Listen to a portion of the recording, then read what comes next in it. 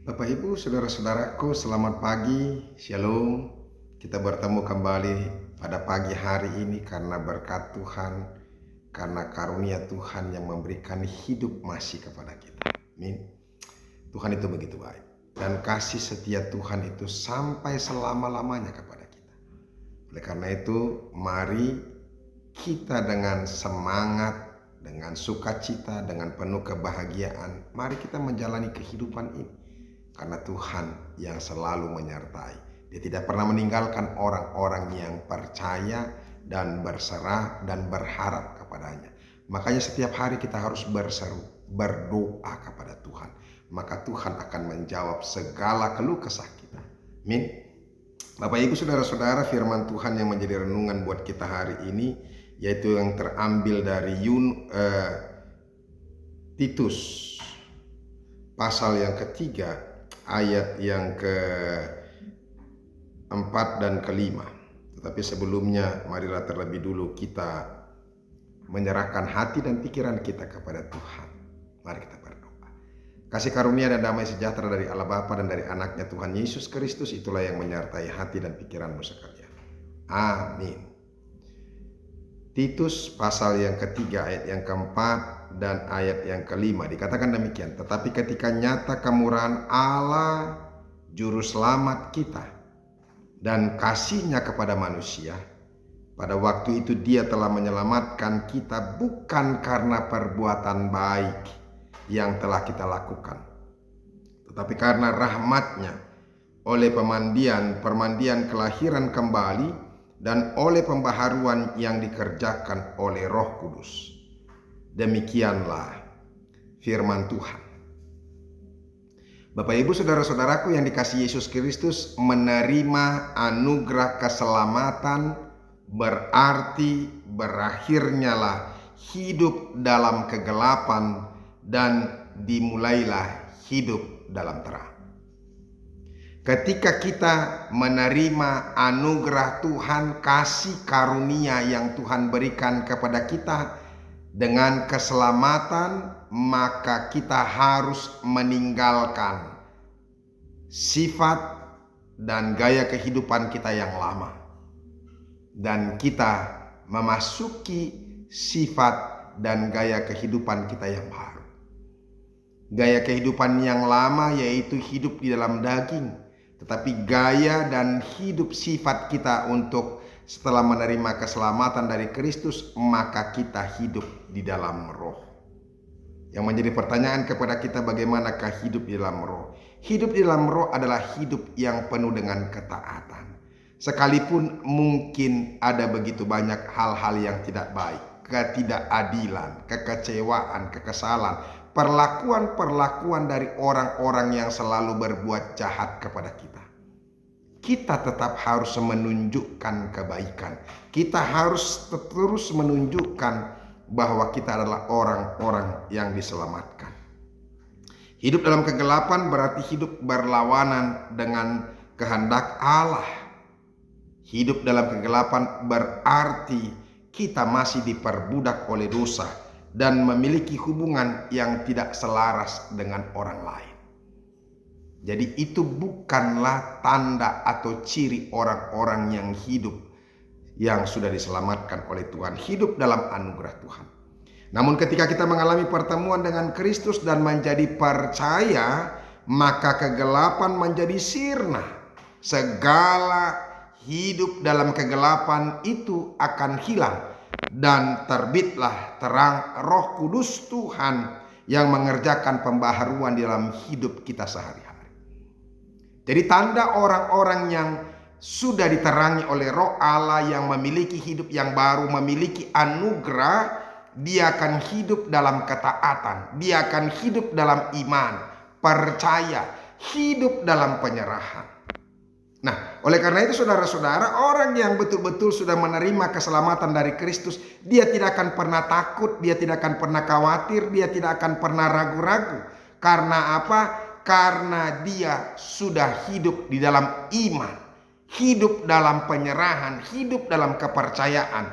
Sehingga situasi seburuk apapun tidak akan membuat dia terpuruk. Jadi bahkan justru dia menunjukkan sikap dan gaya hidup, cara hidup yang baru, yaitu hidup yang diterangi oleh Roh Kudus. Dia selalu mengerjakan pekerjaan yang baik. Maka di dalam terang pembaruan itu, orang yang percaya kepada Tuhan seharusnya menunjukkan buah melalui perbuatan baik dalam kehidupan kita. Nah, Bapak Ibu Saudara-saudara, sekarang yang menjadi pertanyaan kepada kita sesuai dengan firman Tuhan ini, perbuatan baik apakah yang harus dilakukan oleh orang yang percaya? Kan itu tentunya yang menjadi pertanyaan. Dan ini yang mau disampaikan oleh Rasul Paulus kepada Titus supaya dia mengingatkan seluruh jemaat. Yang pertama, saudara-saudara, sebagai warga negara, orang percaya harus menjadi warga negara yang baik, dengan bersikap tunduk kepada pemerintah. Bapak Ibu Saudara-saudara, sekalipun kita melihat ada begitu banyak kecurangan, ada begitu banyak korupsi, ada begitu banyak ketidakadilan, memang seharusnya kita harus berlaku tegas, dan kita harus mengkritik pemerintah yang tidak berbuat sesuai dengan apa yang sudah diaturkan oleh undang-undang. Orang-orang atau pemerintah yang berlaku jahat, kita harus protes, bahkan kita harus demo. Tetapi yang kita tunjukkan kepada orang-orang dan kepada pemerintah, sekalipun kita harus kritis, sekalipun bahkan mungkin lebih keras lagi kita harus demo, tapi demo yang kita sampaikan, saudara-saudara, haruslah dalam kasih. Sehingga kita harus menunjukkan bahwa kita adalah orang-orang yang sudah diterangi oleh Roh Kudus. Tunduk berarti taat. Contohnya, saudara-saudara, kita harus taat membayar pajak. Kita harus taat aturan hukum. Misalnya kalau berkendaraan, kita harus memiliki surat izin mengemudi. Kendaraan kita juga harus memiliki surat-surat, bukan kendaraan yang dicuri atau yang kita ambil paksa dari orang lain, atau upaya-upaya untuk mengambil dari milik orang lain. Itu taat hukum.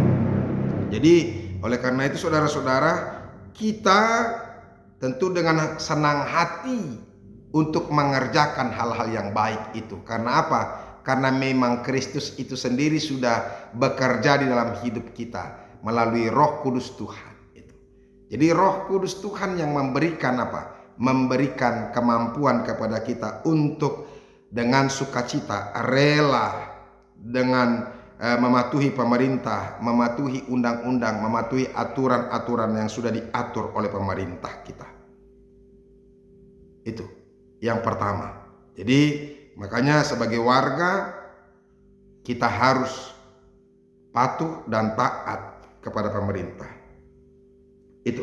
Jadi yang kedua, saudara-saudara, dalam hubungan dengan orang lain, perbuatan apa yang kita harus lakukan? Perbuatan baik apa? Orang Kristen harus menunjukkan sikap dan tingkah laku sebagai pembawa damai. Itulah tandanya orang-orang yang sudah menerima anugerah Kristus. Jadi kalau firman Tuhan ini mengingatkan kita tadi, tetapi ketika nyata kemurahan Allah juru selamat kita dan kasih-Nya kepada manusia, pada waktu itu Dia telah menyelamatkan kita bukan karena perbuatan baik yang telah kita lakukan, tetapi karena rahmat-Nya, oleh permandian kelahiran kembali dan oleh pembaruan yang dikerjakan oleh Roh Kudus. Itu yang dilakukan oleh Tuhan kepada kita. Ya, kita diselamatkan bukan karena bukan karena perbuatan baik, dan tidak perlu perbuatan baik. Tetapi keselamatan itu kita lakukan dengan melakukan buah-buah yang baik. Kalau kita lihat, saudara-saudara, ayat yang ke-8 ini, perkataan ini benar, dan aku mau supaya engkau dengan yakin menguatkannya, agar mereka yang sudah percaya kepada Allah sungguh-sungguh berusaha melakukan pekerjaan yang baik. Jadi jangan lagi tinggal dalam perilaku yang tidak benar. Oleh karena itu, Bapak Ibu Saudara-saudara, tanda kita sudah menerima anugerah Tuhan, mari hidup dengan teratur. Mari hidup penuh dengan iman. Mari hidup tidak perlu dengan ketakutan, kekhawatiran, dan banyak hal yang meragukan kehidupan kita. Jangan. Tapi kita hidup dengan iman percaya, penyerahan yang penuh kepada Tuhan, maka hidup kita akan tenang. Situasi seburuk apapun, ingatlah itu. Kalau Tuhan mengatakan diam, tenang, sama seperti kepada ombak laut yang begitu keras itu, maka semuanya akan teduh. Ketika Tuhan berkata kepada kita sembuh, maka akan sembuhlah kita. Ketika Tuhan katakan damai, maka situasi yang kacau balau akan menjadi dalam keadaan yang damai. Oleh karena itu saudara-saudara, mari kita percaya, berserah, sebagai tanda kita adalah orang-orang yang sudah menerima anugerah Tuhan.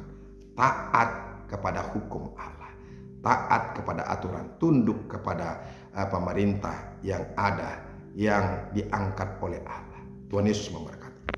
Amin. Terima kasih Tuhan untuk firman-Mu, berkatilah itu. Ajar kami untuk sungguh-sungguh menjadi orang yang baik, orang yang taat, orang yang tunduk kepada pemerintah. Tanda kami adalah orang yang sudah Engkau tebus.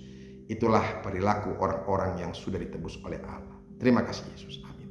Bapak Ibu saudara-saudara sudah dengarkan firman Tuhan, tetap semangat, tetap percaya kepada Tuhan, tetap tunduk, taat kepada pemerintah, lakukanlah yang baik. Tuhan Yesus memberkati. Sampai ketemu. Salam.